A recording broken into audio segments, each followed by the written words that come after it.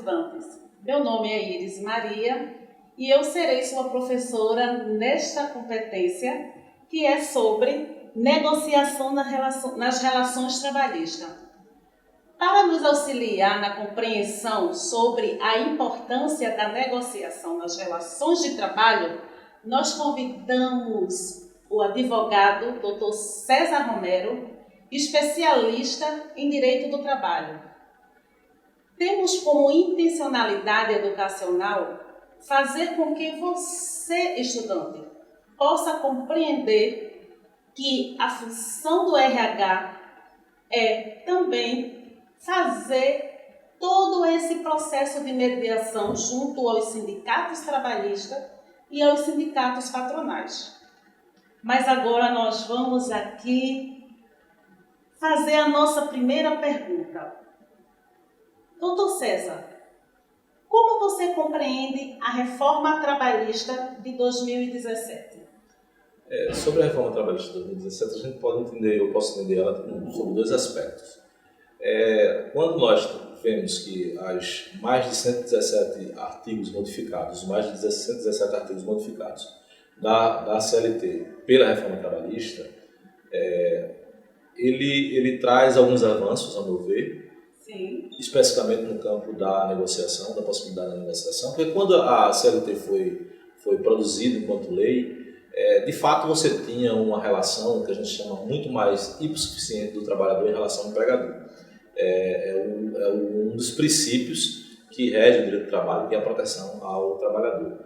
E essa proteção se dá em razão dessa hipossuficiência e dessa condição bem desigual em relação ao empregador. Mas, evidentemente, que com o passar do tempo, e com a possibilidade, e com o aumento da escolaridade, o aumento do acesso à informação, você tem essa possibilidade de tornar o trabalhador mais autônomo mesmo na tomada de decisão sobre alguns aspectos contratuais da sua relação com o tomador de serviço. E isso eu acho um avanço, no que diz respeito a dar mais autonomia e a reconhecer que esse trabalhador pode sim ter algumas decisões que ele pode tomar no que diz respeito àquela atividade de contrato de trabalho. Mas, por outro lado, a gente tem que ver com cautela, porque ainda no Brasil a gente não tem um processo de desigualdade ainda significativo e, evidentemente, que essa informação e esse acesso à informação, à escolaridade, ele não é dado de forma igualitária, né?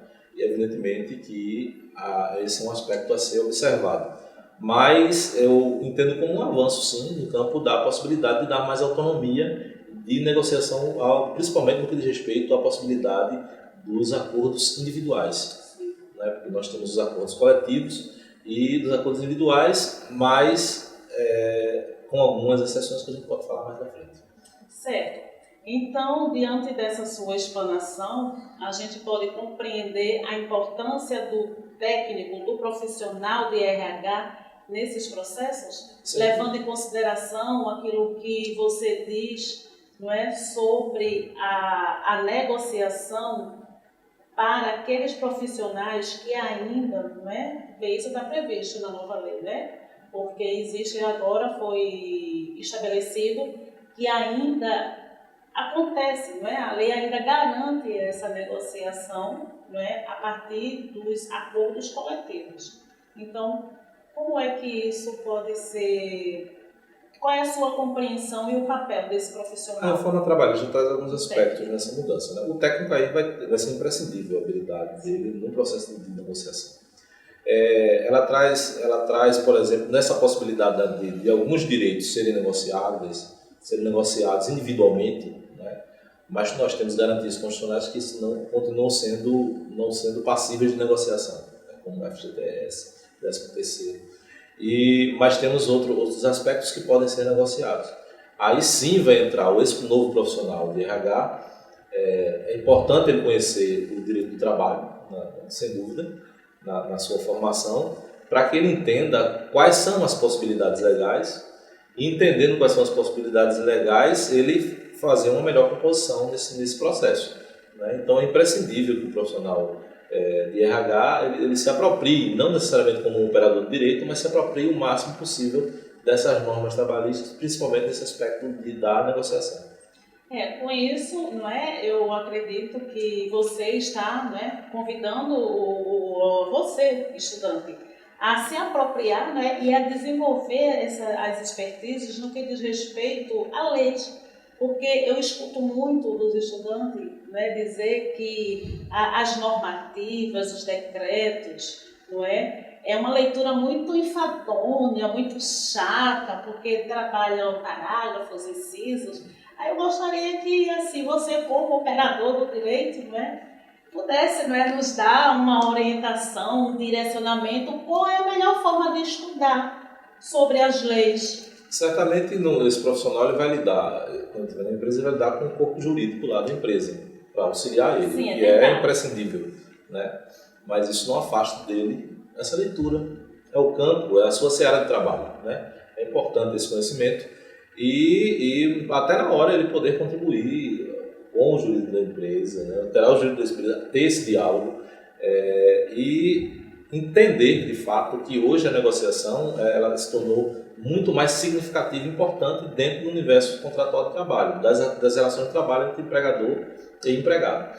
Então, se ele entende isso nessa leitura dele, e nesse estudo dele, nessa busca pelo conhecimento, ele vai estar instrumentalizado para ser um bom profissional nessa área, na sua área de atividade, que é de recursos humanos. Então, eu, apesar de ser da área de direito, eu acho imprescindível que esse profissional de recursos humanos ele se aproprie das normas que vão reger a sua atividade profissional.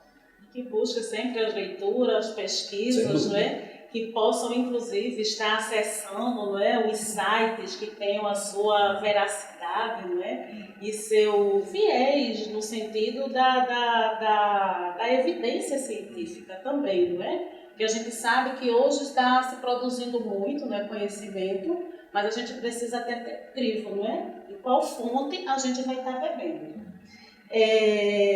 Nós compreendemos que as relações, não é, de trabalho, as relações trabalhistas, foi um avanço significativo em função de que existiu, não é, na era industrial todo um processo, não é, de desumanização desse trabalhador. Quando a gente sabe, a história conta e diz que as pessoas elas não tinham seus direitos garantidos. E foi necessário realmente uma insurgência de grupos de trabalhadores buscando a melhoria, buscando, né, os direitos dessas pessoas que trabalhavam nas fábricas, né, com o processo da máquina a vapor, né, onde as indústrias empregavam mulheres, crianças, inclusive, né, em condições subhumanas de trabalho. E a gente compreende que isso é um avanço significativo e que as mudanças precisam ocorrer paralelamente. Aí, com isso, eu estou querendo fazer a nossa última pergunta, quer dizer, como você compreende hoje as relações de trabalho, não é, onde a gente tem, não é, os processos dos aplicativos, não é? Como é que a gente pode estar dialogando sobre isso? Né? Como a gente pode orientar esse trabalhador? Porque, por exemplo, o Uber, não é? As entregas de delivery, não é? Os iFood, onde as pessoas são contratadas para fazer aquela entrega, mas essa relação de trabalho, ela ainda precisa avançar no sentido do cidadão trabalhador compreender que ele é um prestador, né, mas que ainda não existe uma vinculação trabalhista. Mas como é que a gente pode orientar essa pessoa?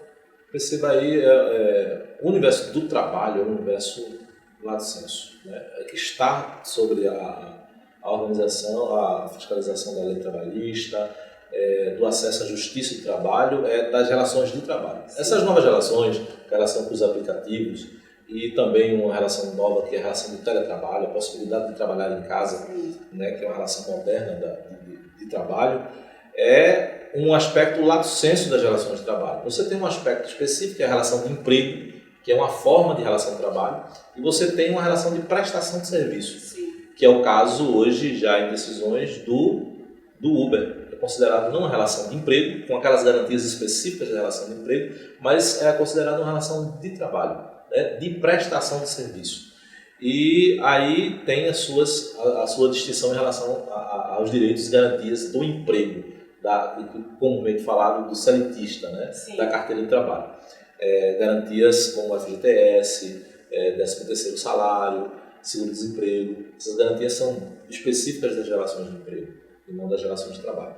Mas é importante que essas relações de trabalho elas são dinâmicas. Né?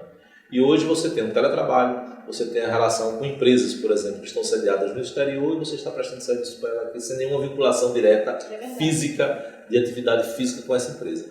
Esse me parece que é o futuro das relações de trabalho. Uma relação menos física, menos presencial, porque os instrumentos tecnológicos vão viabilizar isso. Então, nessa dinâmica, você vai ter novas possibilidades de relações de trabalho, novas dinâmicas de conflito trabalhistas e novas possibilidades de vinculação contratual.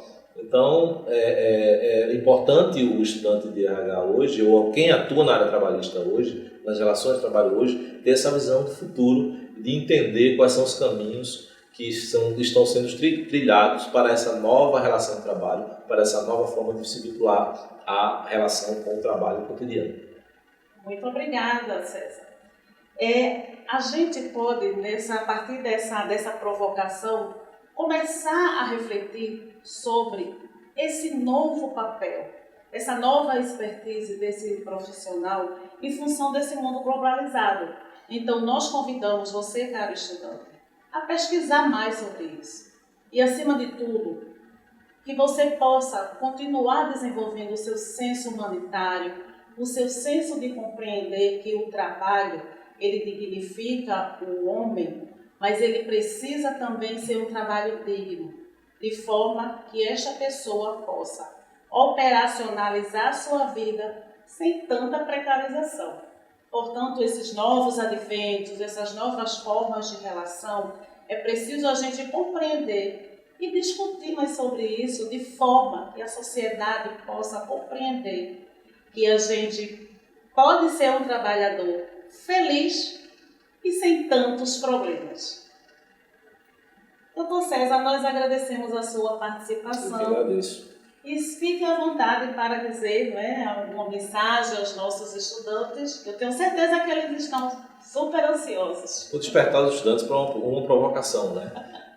A reforma trabalhista é bem recente, a gente ainda não tem definições dos caminhos, ainda não estão consolidados, né? Consolidação das leis do trabalho, mas provocá-los a isso, a ver quais são os impactos dessa reforma trabalhista na relação do trabalho, na precarização do trabalho, na possibilidade até de assegurar a estabilidade contratual. Eu provocar os estudantes a que analisem isso, já que é novo e que eles estão inseridos nesse novo universo da reforma trabalhista, que eles sejam atores significativos nesse processo. E que também eles não esqueçam que também são trabalhadores, não é verdade? Sem dúvida. Muito obrigada. Obrigado, senhor.